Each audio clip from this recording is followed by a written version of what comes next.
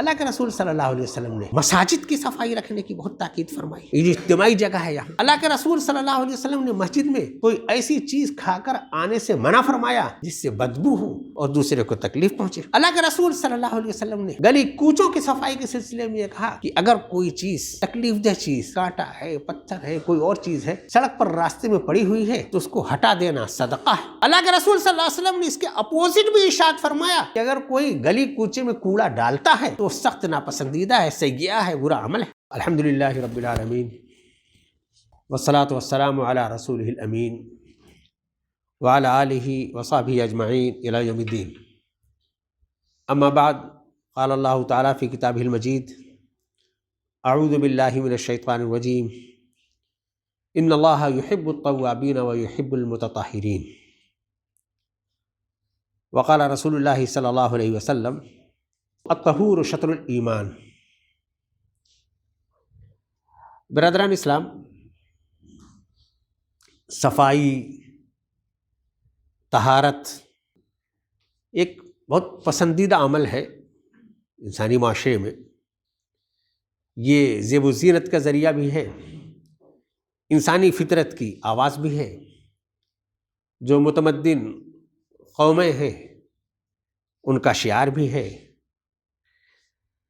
ترقی یافتہ اور جو زندہ دل قومیں ہیں انہوں نے اسے اپنی پہچان بنا لیا ہے. اصلی بات یہ ہے کہ یہ اسلام کا اصل طر امتیاز ہے. اس کے بڑے سیدھے سیدھے فائدے ہیں. انسان کو آسودگی، فرحت نصیب ہوتی ہے، ذہن و قلب کو سکون ملتا ہے، دل جمعی ہوتی ہے، تشویش اور دوسری گندگی دور ہوتی ہے. اور سب سے بڑی بات یہ کہ صحت جو بہت بنیادی ضرورت ہے انسان کی، حفظان صحت میں بہت بڑا دخل ہے صفائی کا. تو اسی لیے اب مہذب لوگوں نے اسے اپنا بہت شعار بنا لیا. اس کی بڑی تاکید ہے، ہر طرف سے اس کی ترغیبات ہیں. قدیم مذہبی کتابوں میں اگر دیکھا جائے، یہ قدیم مذہبی پیشواؤں کی شکل و صورت کو اگر دیکھا جائے، ان کے بڑھے ہوئے بال، ان کے بڑھے ہوئے ناخن، وہ میل کچیل میں آلودہ لوگ، تو جیسے لگتا ہے کہ ان کے مذہب نے اس کی کوئی تاکید نہیں کی ہے کہ صفائی بھی بہت ضروری ہے. اسلام جس ماحول میں آیا تو جاہلیت کی جو گھٹا ٹوپ تاریکی تھی، ظلمت تھی، وہ تو تھی ہی. تہذیبی اعتبار سے بھی لوگ بہت بیدار نہیں تھے. اسلام جس دعوت کے ساتھ اٹھا، جس پیغام کے ساتھ اٹھا، اس نے ایمان کی بنیاد صفائی پر رکھی. فرمایا اللہ کے رسول صلی اللہ علیہ وسلم نے کہ الطہور شطر الایمان، یہ نصف ایمان ہے صفائی. پھر ہم قرآن مجید کی تعلیمات دیکھیں، اللہ کے رسول صلی اللہ علیہ وسلم کی سیرت طیبہ کا مطالعہ کریں، آپ کی ترجیح، آپ کی پسند و ناپسند کو دیکھیں، تو ہر طرف ہم کو اسی کے دلائل ملتے ہیں. ان اللہ یحب التوابین ویحب المتطہرین، ان اللہ جمیل ویحب الجمال. اللہ تعالیٰ توبہ کرنے والوں کو، جو صفائی پسند لوگ ہیں، پاکیزہ طینت، پاکیزہ طبیعت لوگ ہیں، اللہ تعالیٰ انہیں بہت پسند فرماتا ہے. اللہ تعالیٰ جمال کو، خوبصورتی کو پسند کرتا ہے. ڈھیر ساری ایسی تعلیمات ہم کو ملیں گی. اگر ہم لوگ اسلامی تعلیمات کے استقصاء کریں، سب جمع کریں اللہ کے رسول صلی اللہ علیہ وسلم کی سیرت کا، تو بدن کی صفائی، کپڑے کی صفائی، برتن کی صفائی، بستر کی صفائی، کمرے کی صفائی، گلی کوچے کی صفائی، ماحول اور ماحولیات کی صفائی، قلب اور دماغ کی صفائی، سب پر ہمیں ڈھیر ساری تعلیمات ملیں گی. موٹے طور پر اس کو ہم لوگ دو حصوں میں تقسیم کر سکتے ہیں. ایک ظاہری صفائی، ایک اندرونی صفائی. ظاہر میں ہمارا جسم، ہمارا گھر، ہمارا کمرہ، ہمارا گرد و پیش، اندرون میں ہمارا قلب، ہمارا نفس۔ دیکھیں اللہ کے رسول صلی اللہ علیہ وسلم کتنی تاکید فرماتے ہیں ظاہر کو صاف رکھنے کے لیے، نہانے دھونے کے لیے، جسم کو صاف رکھنے کے لیے، جسم میں خاص طور سے منہ کو صاف رکھنے کے لیے، دانت کو صاف رکھنے کے لیے۔ جو مسواک کی اتنی فضیلت آئی ہے کہ اللہ کے رسول صلی اللہ علیہ وسلم نے فرمایا کہ اگر مجھے مشقت کا اندیشہ نہ ہوتا تو میں 5 وقت فرض کر دیتا۔ اور ہم لوگ جانتے ہیں، ڈاکٹر صاحبان بتاتے ہیں کہ ڈھیر ساری بیماریاں یہ جو منہ کے تعفن سے جو ہے وہ جو پیٹ تک جو چیزیں جاتی ہیں اس سے ہوتی ہیں۔ اللہ کے رسول صلی اللہ علیہ وسلم نے ناخن کے بارے میں تاکید کی کہ اسے تراشو، اس میں جو گندگیاں ہوتی ہیں، کھانے پینے میں اس سے جو چیزیں پیٹ میں جاتی ہیں اس سے ہوتی ہیں۔ اللہ کے رسول صلی اللہ علیہ وسلم نے زائد بالوں کو صاف کرنے کا حکم دیا۔ اللہ کے رسول صلی اللہ علیہ وسلم نے خوشبو کو پسند کیا، بدبو سے نفرت پیدا کی۔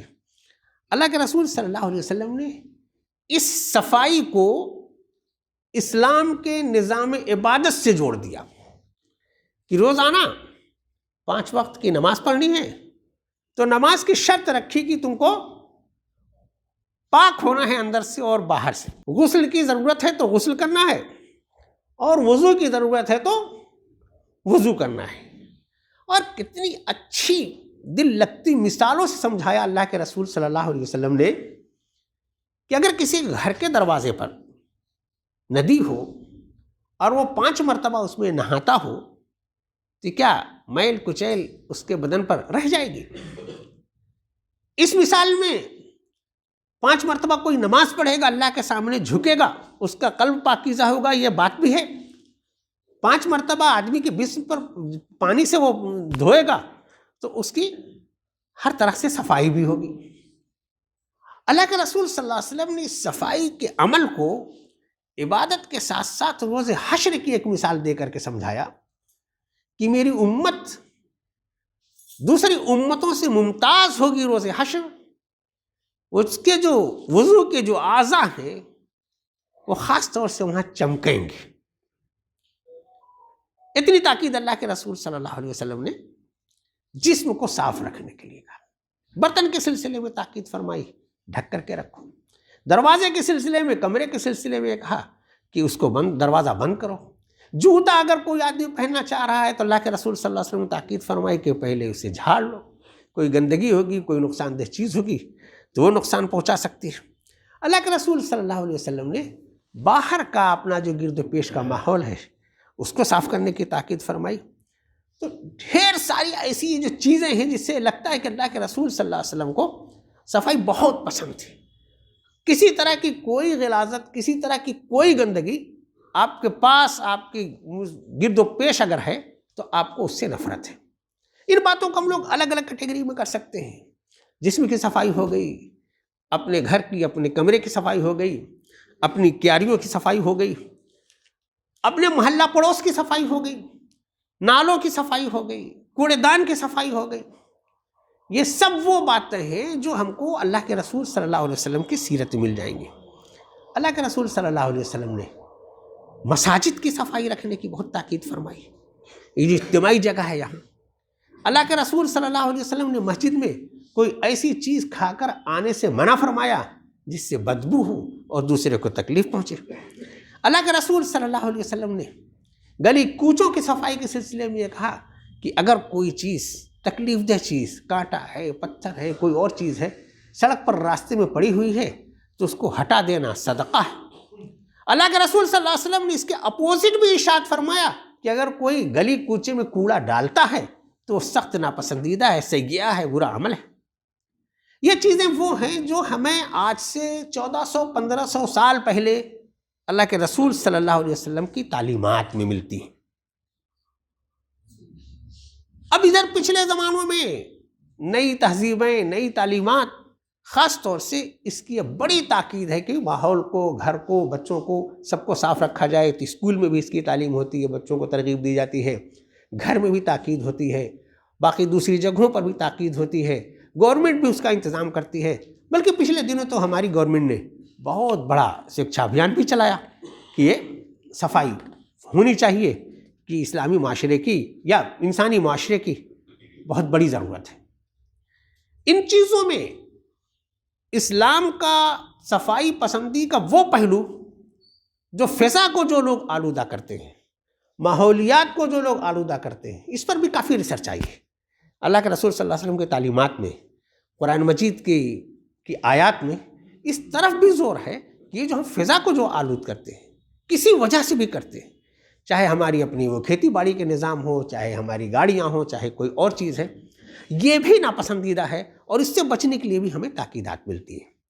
یہ سب چیزیں وہ ہیں میرے بھائیوں اسلام کی جو وقتاً فوقتاً ہمارے سامنے آتی ہیں۔ ہمیں معلوم ہے کہ ہمارے پیارے رسول صلی اللہ علیہ وسلم کو یہ پسند ہے، ہمیں معلوم ہے کہ اللہ کو یہ پسند ہے، ہمیں معلوم ہے کہ یہ انسانی فطرت کی آواز ہے، ہمیں معلوم ہے کہ ہر سلیم الطبع آدمی اس کو پسند کرے گا۔ لیکن اگر ہم لوگ اپنے معاشرے کو دیکھیں، اپنے گرد و پیش کو دیکھیں، اپنی آبادیوں کو دیکھیں، اپنی سڑکوں اور نالوں کو دیکھیں، تو یہ نہیں لگتا کہ یہ جو اسلام کا ایک شعار تھا، بڑا پسندیدہ عمل تھا، ہمارا معاشرہ اس کی ترجمانی کر رہا ہے۔ ہمارے یہاں جو پڑھے لکھے لوگ ہیں، تعلیم یافتہ تہذیب یافتہ لوگ ہیں، ماشاءاللہ ان کے بدن صاف ہیں، ان کے کپڑے صاف ہیں، ان کا گھر صاف ہے، ان کی کیاریاں صاف ہیں، لیکن جن گلیوں سے گزرتے ہیں وہ ان کے سامنے کا جو نالا اور ناپدان ہے، ان کے گھر کے پاس جو کوڑے دان رکھا ہوا ہے، وہ جن مساجد میں نمازیں پڑھتے ہیں اور جن دکانوں سے سودا لیتے ہیں، وہاں بھی تو اسی طرح کا ماحول ہونا چاہیے، وہاں بھی تو اس بات کی تاکید ہونی چاہیے۔ یہاں سے تو ہم جراثیم لے کر کے اندر جاتے ہیں، باہر اگر ہمارے سامنے، ہمارے گھر کے سامنے کوڑا دان،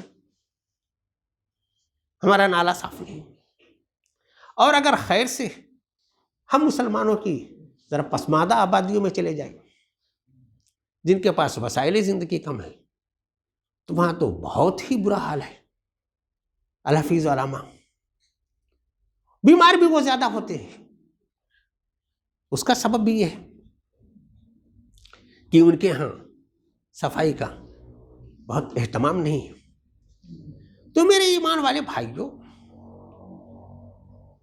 ہمارا دین تو صفائی کو اپنا شعار کہتا ہے، ہمارا دین ہمارے ایمان کو نصف ایمان کہتا ہے، ہمارا پیدا کرنے والا صفائی کو، خوبصورتی کو پسند کر رہا ہے، اور ہم لوگوں نے اپنی پہچان گندگی کو بنا لیا جو ہمارا شعار تھا۔ تو یہ بڑے افسوس کی بات ہے، جو ہماری بہت بنیادی چیزیں تھیں دین کی، ان چیزوں کو ہم نے چھوڑ دیا، ان کے جو فائدے تھے ان فوائد سے ہم محروم ہو گئے، ان کا سیدھا فائدہ اچھی صحت تھی، صحت سے محروم ہو گئے۔ تو یہ باتیں وہ ہیں میرے بھائیوں جو اصلاً ہمارے اسلام کا حصہ ہے۔ جدید تہذیبوں نے، حفظان صحت کے کارندوں نے، ماحولیات کے ماہرین نے تو اب اس پر زور دینا شروع کیا ہے، مہمات اب اس کی چل رہی ہیں۔ ہمارا شعار یہ 1400 سال پہلے کا تھا۔ ان مہمات کا فائدہ ہے کہ صفائی وہ کروائیں گے، ہمارا محلہ بھی صاف ہو جائے گا، ان کا شکریہ بھی ادا کرنا چاہیے، ہمیں اس کا تعاون بھی کرنا چاہیے۔ لیکن ہمارے یہ اسکولوں کی صفائی کی تعلیم، ہماری سرکاری مہمات اور ہم لوگوں کے یہ ماحولیات والے لیکچرز خالی ظاہری صفائی پر تاکید کرتے ہیں۔ یہ جو ہمارا دین ہے نا، قرآن والا دین، اللہ کے رسول صلی اللہ علیہ وسلم نے جس دین کا ہم سے تعارف کروایا ہے، وہ اندر سے بھی صفائی چاہتا ہے، ہمارے قلوب کی بھی صفائی، ہمارے دماغ کی بھی صفائی۔ اللہ کے رسول صلی اللہ علیہ وسلم کا مشن یہ بتایا گیا، هو الذی بعث فی الامیین رسولا منہم یتلو علیہم آیاتہ ویزکیہم ویعلمہم الکتاب والحکمہ نفوس کا تزکیہ، قلوب کا تزکیہ، اندر سے بندے کو صاف ستھرا کرنا، یہ اسلام کا مشن ہے، پیارے رسول صلی اللہ علیہ وسلم کا مشن ہے۔ اندر ہمارے پاس جو قلب ہے، اللہ کے رسول صلی اللہ علیہ وسلم نے تو یہ فرمایا کہ اگر وہی قلب ٹھیک ہو جائے تو سب ٹھیک ہو جائے گا۔ الا وان فی الجسد مضغہ اذا صلحت صلح الجسد کلہ واذا فسدت فسد الجسد کلہ والا وہی القلب۔ جسم ایک چھوٹا سا لوتھڑا ہے، اگر وہ صالح ہے تو پورا جسم صالح ہے، وہ بیمار ہو گیا تو سمجھ لو سارا جسم بیمار ہو گیا۔ اور وہ ہے قلب۔ قلب کی بیماری جب ہوتی ہے تو بڑی پریشانی ہوتی ہے، اور ذرا سا کوئی رگ دبتی ہے تو اس کے طرح طرح کے ٹریٹمنٹ ہے، ہیوی ٹریٹمنٹ ہے، مہنگے ٹریٹمنٹ ہے، وہ آدمی کراتا ہے۔ لیکن قلب پر جو داغ ہے، ایمانی کمزوری کا داغ، شرک و بدعات کا داغ، سماجی برائیوں کا، فسادات کا داغ، شیطانی خرافات کا داغ، ان داغوں کو بھی ہم لوگ دیکھتے ہیں کیا؟ اس کے بھی صفائی کی فکر کرتے ہیں کیا؟ ہمارا دین دونوں باتوں پر یکساں توجہ دیتا ہے۔ ہمارا ظاہر بھی صاف ہونا چاہیے، ہمارا باطن بھی صاف ہونا چاہیے، اندرون بھی صاف ہونا چاہیے، اور وہ ان تمام آلائشوں سے پاکیزہ ہونا چاہیے۔ یہ صرف شرک و بدعات ہی نہیں، صرف سماجی خرافات ہی نہیں، بہت سی طرح کی آلودگیاں ہمارے دلوں میں۔ اللہ کے رسول صلی اللہ علیہ وسلم نے تو دھل کر کے اسے صاف کیا، موٹی موٹی باتیں بتائیں کہ یہ دین ہے، یہ ایمان ہے، یہ عبادات ہے، یہ اس کے تقاضے ہیں۔ ہم نے اپنے لوگوں کو اپنی جماعتوں میں، اپنے مسلکوں میں بانٹ لیا۔ ہمارا والا مسلک، ہماری والی جماعت ٹھیک ہے، اور دوسرے کا قلب خراب ہے، اس کا قلب بیمار ہے، ہمارا والا قلب ٹھیک۔ بغض، حسد، کینہ، نفرت، یہ سب تو دلی بیماریاں ہیں نا۔ اس سے تو مسلم معاشرے کو پاک ہونا چاہیے۔ اللہ کے رسول صلی اللہ علیہ وسلم نے ایک ایک بیماری کی نشاندہی کر کے اسے پاک رکھنے کی تاکید فرمائی ہے۔ تو میرے بھائیوں، یہ جو اسلام کی بعض باتیں اللہ کے رسول صلی اللہ علیہ وسلم نے ایک جملے میں، آدھے جملے میں ارشاد فرما دی ہیں، انہیں ہمیں حرز جاں بنانا چاہیے۔ اللہ کے رسول صلی اللہ علیہ وسلم نے اگر یہ فرما دیا کہ طہور شطر الایمان، صفائی نصف ایمان ہے، تو ہمیں اسی روح کے ساتھ اس کو اختیار کرنا چاہیے۔ جب یہی شعار ہے دین کا، جب یہی پسند ہے اللہ اور اس کے رسول کو، جب یہی پسند ہے انسانیت کو، تو یہ ہماری پسند کیوں نہ بنے، یہ ہماری پہچان کیوں نہ بنے، ہمارے محلے، ہماری گلیاں دوسروں کے لیے مثال کیوں نہ بنے، ہمارے لوگ، ہمارے پڑھے لکھے لوگ، یہ سب سے زیادہ ان کی پہچان کیوں نہ بنے کہ نہیں، گندگی سے نفرت ہے، یہ کوڑے دان میں کوڑا نہیں ٹکنے دیتے، یہ مساجد کو صاف ستھرا رکھتے ہیں۔ مساجد کی اندر کی صفیں دیکھیے اور مساجد کے طہارت خانے دیکھیے، نام اس کا طہارت خانہ۔ عمومی طور پر اگر ہم لوگ دیکھیں تو بہت برا حال ہوتا ہے۔ تو یہ سب کرنے کے کام ہیں میرے بھائیوں، اور بڑے یہ جو سامنے کے کام ہیں، چھوٹے چھوٹے کام ہیں، جنہیں ہمیں اپنی زندگیوں کا حصہ بنانا چاہیے، اپنے عمل میں داخل کرنا چاہیے، اپنے لیے بھی پسند کرنا چاہیے، دوسروں کے لیے بھی پسند کرنا چاہیے۔ ان سنتوں کو اگر ہم تازہ کرنے لگ جائیں، ہمارا معاشرہ نکھر جائے گا، پاک ہو جائے گا، پاکیزہ ہو جائے گا، پسندیدہ ہو جائے گا، لوگوں کے لیے مثالی بن جائے گا۔ اللہ تعالی ہمیں توفیق عطا فرمائے ان سنتوں کو صحیح شعور کے ساتھ سمجھنے کی۔ اللہ تعالیٰ ان سنتوں کو ہمیں اختیار کرنے کی توفیق عطا فرمائے۔ اللہ تعالیٰ ان سنتوں کو ہمیں اپنی زندگیوں میں اتارنے کی توفیق عطا فرمائے۔ یہ صفائی، طہارت، نظافت، یہ بہت پسندیدہ اللہ اور اس کے رسول کو ہے، تو اللہ تعالیٰ ہمیں صحیح شعور کے ساتھ اسے اختیار کرنے کی توفیق عطا فرمائے۔